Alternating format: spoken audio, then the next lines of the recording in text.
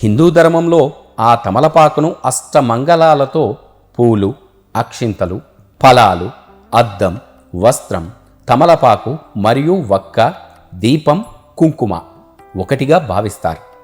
కలశ పూజలో మరియు సంప్రోక్షణలు చేసేటప్పుడు ఆ తమలపాకును ఎంతో విధిగా వాడుతారు. పూజలలో, నోములల్లో, వ్రతాలల్లో తమలపాకుకు మొట్టమొదటి స్థానం ఉంటుంది. వస్తువు, పసుపు, గణపతిని, ఆ గౌరీదేవిని ఈ తమలపాకుపైనే అధిష్ఠింపజేస్తారు. భారతదేశంలో తాంబూల సేవనం చాలా ప్రాచీనమైన అలవాటు. ఆ భగవంతుని పూజల్లోనూ, అతిథి మర్యాదల్లోనూ, దక్షిణ ఇచ్చేటప్పుడు కూడా భోజనానంతరం తమలపాకుని తప్పనిసరిగా ఉపయోగిస్తారు. దంపతులు తాంబూల సేవనం చేయడం వల్ల వారి అనురాగం రెట్టింపు అవుతుంది అని మన పురాణాలు చెబుతాయి. క్షీరసాగర మదనంలో వెలువడిన అనేక అపురూపమైన వస్తువులలో తమలపాకు ఒకటని స్కాంద పురాణం చెప్పబడింది. శివపార్వతులే స్వయంగా ఆ తమలపాకు చెట్లను హిమాలయాల్లో నాటారని జానపద కథలు కూడా చెబుతూ ఉన్నాయి. తమలపాకు యొక్క మొదటి భాగంలో కీర్తి, చివరి భాగంలో ఆయువు, మధ్య భాగంలో లక్ష్మీదేవి నిలిచి ఉంటారని మన పెద్దలు చెబుతూ ఉంటారు. పురాణాలు కూడా చెబుతాయి. తమలపాకు పైభాగంలో ఇంద్రుడు, శుక్రుడు ఉంటారు. సరస్వతీదేవి మధ్య భాగంలో ఉంటుంది. తమలపాకు చివరలో సిరుల తల్లి శ్రీలక్ష్మీదేవి కొలువై ఉంటుంది. ఆ జ్యేష్ఠాదేవి తమలపాకు కాడకి, కొమ్మకి మధ్యన ఉంటుంది. విష్ణుమూర్తి తమలపాకులో ఉంటాడు. శివుడు, కామదేవుడు ఆ తమలపాకు పైభాగంలో కలిగి ఉంటాడు. తమలపాకులోని ఎడమవైపున పార్వతీదేవి, మాంగళ్యదేవి కలిగి ఉంటారు. భూమాత ఆ తమలపాకుకి కింది భాగంలో ఉంటుంది. ఆ సుబ్రహ్మణ్యేశ్వర స్వామి తమలపాకు అంతటా వ్యాపించి ఉంటాడని మన శాస్త్రాలు చెబుతూ ఉన్నాయి. తమలపాకు మీద దీపం పెడితే ఎన్నో శుభ ఫలితాలు కలుగుతాయి. మనం చేసుకునే అన్ని పూజల్లో కూడా తమలపాకు అనేది ఖచ్చితంగా ఉంటుంది. అన్ని రకాల పూజల్లో తమలపాకులను ఉపయోగిస్తూ ఉంటాం. భక్తులందరూ కూడా ఈ మధ్యన ఆ తమలపాకు చెట్లను తమ ఇంటి వద్దనే పెంచుకుంటూ ఉన్నారు. ఆ తమలపాకుతో దీపం పెట్టడం వల్ల ఎంతో శుభదాయకం కలుగుతుంది. ఈ తమలపాకును శుభానికి ప్రతీకగా చెబుతారు. తాంబూలంతో పాటు కూడా ఆ తమలపాకులను ఇస్తూ ఉంటారు. తమలపాకు తినడం వల్ల కూడా ఎన్నో ఆరోగ్య ప్రయోజనాలు ఉంటాయి. మన ఇంట్లోని పెద్దవారు కూడా చాలా సందర్భాల్లో మనకు ఆ తమలపాకు మీద దీపం పెట్టమని చెబుతూ ఉంటారు. కానీ పెద్దగా ఈ విషయాన్ని ఎవరు పట్టించుకోరు. అయితే ఆ తమలపాకు దీపం ఎలా పూజించాలో ఇప్పుడు తెలుసుకుందాం. తాజా తమలపాకులు 6 తీసుకోవాలి.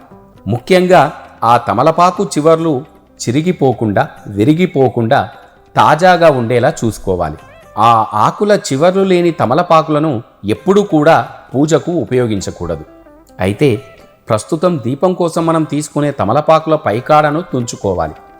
ఇలా తుంచిన 6 ఆకులను నెమలిపించం వలె పూజా గదికి ముందున్న ఒక టేబుల్పై సిద్ధం చేసుకోవాలి. దానిపై మట్టి ప్రమిదను ఉంచి ఆ తుంచిన 6 తమలపాకు కాడలను మట్టి ప్రమిదలోనే వేసి నువ్వుల నూనెతో దీపాన్ని వెలిగించాలి. అలా నువ్వుల నూనెలో ఉన్న తమలపాకు కాడల నుంచి మంచి సువాసన వస్తూ ఉంటుంది.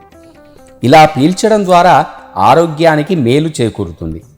పాజిటివ్ ఎనర్జీ లభిస్తుంది. సుఖ సంతోషాలు చేకూరుతాయి. అనుకున్న కార్యాలు దిగ్విజయంగా పూర్తవుతాయి. సూర్యోదయం, సూర్యాస్తమయం సమయంలో ఈ దీపారాధన ఎంతో మంచిదని మన శాస్త్రాలు చెబుతాయి. కొన్ని రకాల సమస్యలకు, కొన్ని పరిష్కారాలకు పండితులు సూచిస్తూ ఉంటారు కూడా. చాలామంది ఎన్ని ఉద్యోగ ప్రయత్నాలు చేసినా ఉద్యోగం సిద్ధించక ఇబ్బంది పడుతూ ఉంటే అలాంటి వారు ఆ తమలపాకు దీపం పెట్టడం వల్ల ఉద్యోగం సిద్ధిస్తుంది. ఈ తమలపాకు దీపం పెట్టడానికి కావలసిన వస్తువులు. ఈ దీపం పెట్టడానికి ముందుగా కావలసినవి 8 తమలపాకులు, బియ్యం పిండితో చేసిన ప్రమిదలు, దీపం పెట్టడానికి నువ్వుల నూనె, ఒత్తులు, పూలు, పసుపు, కుంకుమ, ఒక టెంకాయ, అగరబత్తీలు సిద్ధం చేసుకోవాలి. ఈ దీపం పెట్టే విధానం. ఈ దీపాన్ని భక్తులు ఎవరైనా కూడా 9 సోమవారాల పాటు ఏదైనా శివాలయంలో ఆ శివుని ముందు వెలిగించాలి. ఈ 9 సోమవారాల పాటు దీపం పెట్టడానికి ఉపవాసం తప్పనిసరిగా ఉండాలి. సోమవారం ఉదయాన్నే ఇల్లు వాకిలి శుభ్రం చేసుకొని తలస్నానం చేసి ముందుగా ఇంటి దేవునికి దీపారాధన చేయాలి.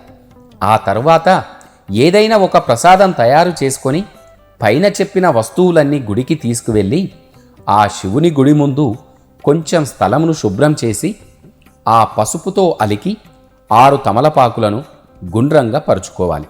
వాటిపై బియ్యం ప్రమిదలు ఉంచి నూనె వేసి ఒత్తులను పెట్టాలి. ఆ తరువాత తాంబూలం పెట్టి పండ్లు ప్రసాదాలు సమర్పించి ఆ దీపాలను వెలిగించాలి. ఆ తరువాత భక్తితో శివారాధన చేయాలి. ఇలా 9 సోమవారాల పాటు చేయాలి. శివుని అనుగ్రహం లేనిదే చీమైనా కుట్టదు కాబట్టి ఈ విధంగా పూజిస్తే ఆ మహాశివుని అనుగ్రహంతో ఖచ్చితంగా ఉద్యోగం లభిస్తుంది. కావున ఉద్యోగం కోసం తపన పడే ప్రతి ఒక్కరూ కూడా ఈ పూజా విధానాన్ని పాటించి తమ కోరికలను తీర్చుకోవచ్చు.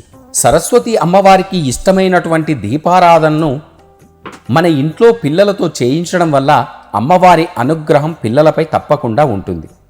తమలపాకుపై ప్రమిదను పెట్టి నేతితో దీపం వెలిగించడం వల్ల ఆర్థిక ఇబ్బందులు ఉండవు. ఆ తమలపాకుపై ప్రమిదలను పెట్టి దీపం వెలిగించడం చాలా శుభప్రదం కూడా.